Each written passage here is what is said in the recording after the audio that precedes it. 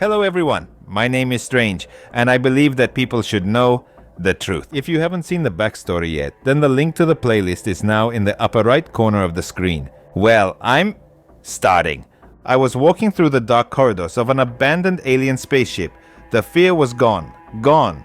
It was replaced by feelings of ordinariness, detachment, and a desire to figure out what was going on, to be saved. That's how a person is made. He can get used to everything. I found myself in a difficult situation, almost hopeless. I was doomed, but the hope in my soul did not fade. The corridor was long, huge, with high arches. It did not resemble the corridors of spaceships that I had seen in science fiction films.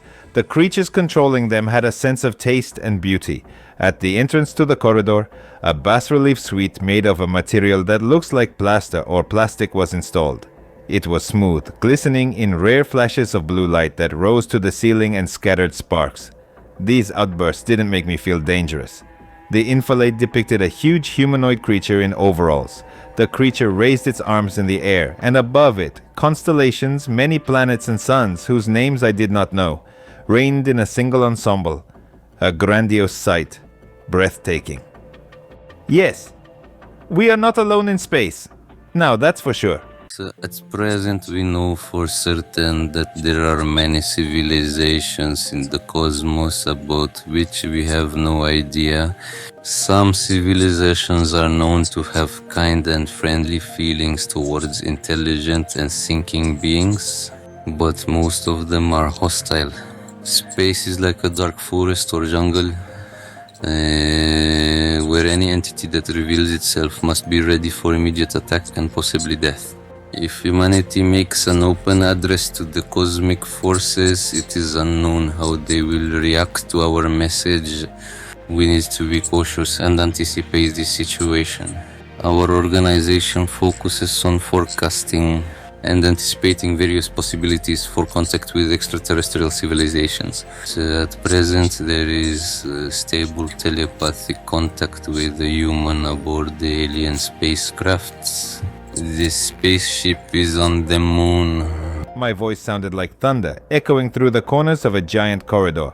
There was nothing in the elongated rotunda and the long aisle that could help me. It was necessary to reach the end, to the next crossing. If there are such huge detours here, then what kind of ship is it? Another fact was clear. I was kidnapped here. Why and by whom is unknown. And then a catastrophe occurred that claimed the lives of humanoid creatures that I had recently seen with my own eyes. Huge giants dressed in overalls that completely fit the body, domespheres on their heads, and quite human faces with green and blueies. They did not show hostility, but nevertheless I was fixed on a white panel. I could not move. I was kidnapped and held against my will. And then there was an explosion. I lost consciousness and woke up in an abandoned ship. I've seen their corpses hit by an explosion or some kind of weapon. Maybe the ship survived the attack. The thought made me shudder. What if the attacking creatures are now here on the ship looking for survivors in huge compartments and corridors? Vicious, predatory, aggressive. In fact, I am defenseless. It was also good to somehow get dressed in a piece of material resembling fabric in texture. I found it in the last compartment, managed to tear it off and make something like an ancient Greek toga. It was necessary to move on. Suddenly I felt an acute attack of nausea. My head was buzzing. I sat down against the wall. I can imagine what kind of look I had, in a cloth wrapped around my naked body, the whole household outside. The noise in my head intensified. A sound like gurgling water appeared, from which a voice was formed. Don't be afraid. I can hear and feel you. You have to go ahead and turn into a side niche. I whispered, barely able to contain my nausea. Who's here? Don't ask questions. Do what I say. Help is coming. An image of a small spaceship that looked like an oblong cylinder began to broadcast into my head.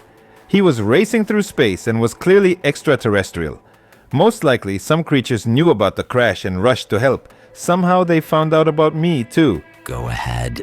Overcoming nausea and fatigue, I got up and walked on. I reached the right niche in about an hour. It was difficult to walk. The voice in my head stopped. I stopped every 15 minutes to catch my breath. Nausea rose in my throat in fits. became unbearable and did not go away. I turned to the left, but I didn't see any niche, a bare wall. Well, where the hell is this? Shut up, touch the wall with your hand and order it to open. I've stopped being surprised by what happened to me. I felt like I was doomed. But the thought of the rescue ship and the voice in my head gave me hope. Despite the fact that I felt terrible, I touched the wall with my palm. It was warm to the touch. Open up! The wall has not changed! Open up! A funny thought about the robber's cave and the notorious phrase "Sim Sim open up" flashed through my head. As soon as I thought about it, the wall began to dissolve. I probably really shouldn't have said anything. I should have given a mental command. The floor went out from under my feet and I was pulled inside. It was amazing and scary. I didn't know what I would see inside the room, but what I saw threw me into a stupor. Huge glass prisms filled with a bluish transparent substance were installed on the floor. In the first prism, an unknown beast, vaguely similar to a monkey, froze. Bared long fangs, evil narrowed eyes, black shaggy fur. The creature was as if it were alive, as if it was sleeping in the blue light. But it was dead. I didn't know how many years it had been lying inside the glass trap. Next to it was the next prism.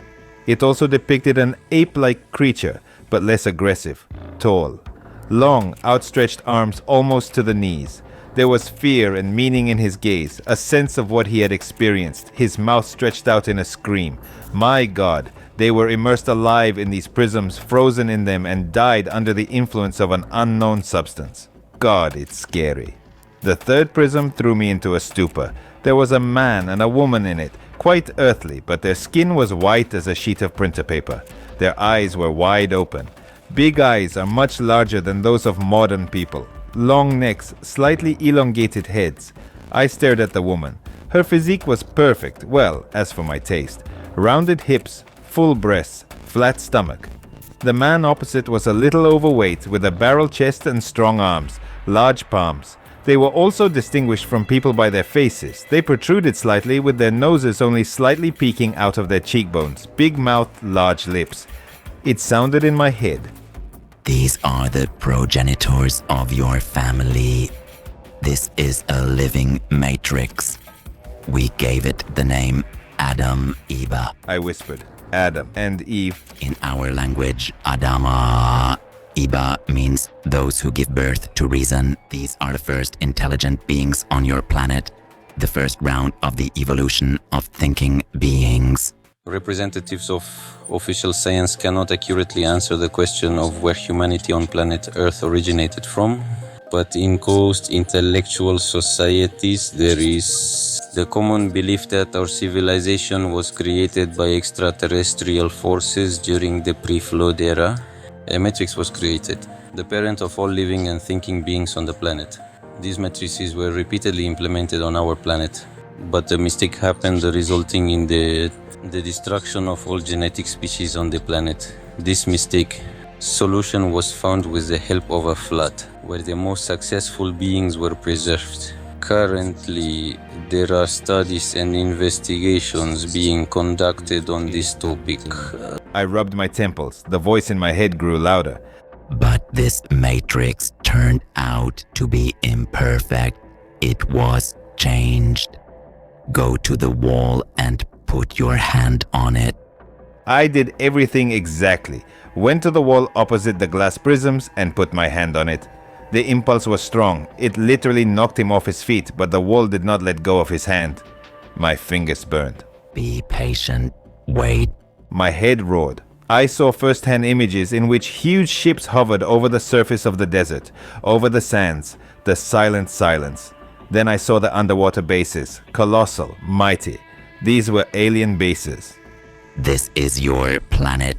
I am trying to provide a link between the lost ship and the underwater receptacles on your planet. You'll see for yourself. Apparently, I was only allowed to see what was allowed. The huge module is rushing through the waves among the raging ocean, the waves of which rose above the skyscrapers. The module was overwhelmed by water, but it steadily emerged from the waves. In a moment, the waves stopped raging, the surface of the ocean smoothed out, became calm. The module rested on a coastal shoal and people came ashore from its belly. No, not people. but these big-mouthed snow-white creatures. These are the first people of mankind released from an autonomous module. We named it. The Ark? In your language, this word sounds exactly like this. I couldn't believe it.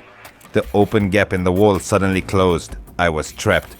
Obeying my fear, I ran to the place where there had been an opening a moment ago. Wait, don't be afraid. There's instant death in the corridor. What? How? Those who attacked our ship are finishing off their lives with directed radiation. It's safe in this room, and there's an ion storm outside. When it's all over. Again, the horror and fear that threatens me with death. I sat down on the edge of the glass prism and turned around. An evil monkey was staring at me. Apparently, the first unsuccessful experiments of an extraterrestrial civilization to create intelligence on our planet. We cannot say exactly how long the telepathic contact will last. It gets weaker with each day, each hour. But this data will be made available for broad research. Which social class needs to know the truth that extraterrestrial civilizations are contacting humanity, visiting our planet, conduct experiments, and in some cases they aid humanity.